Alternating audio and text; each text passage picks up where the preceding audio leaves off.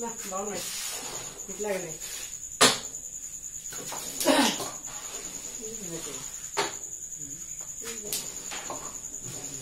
দারুণ খেলতেছে জাহাঙ্গীর। জাহাঙ্গীরের পরে নেই মুহূর্তে 7।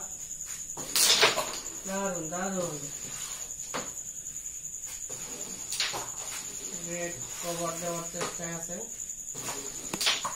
রেড কভার ধরে দিবি।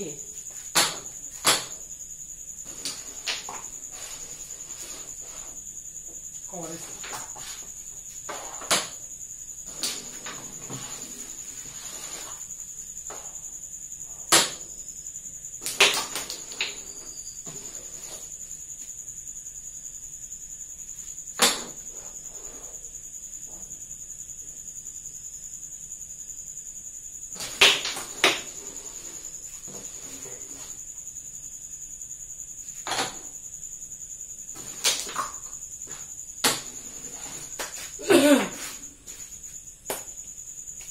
ধন্যবাদ সবাইকে লাইভে যুক্ত হওয়ার জন্য।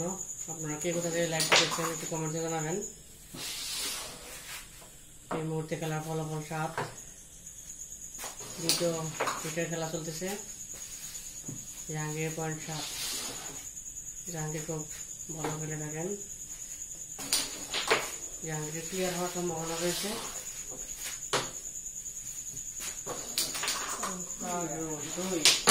আবারও জাহাঙ্গীর পয়েন্ট করে 2।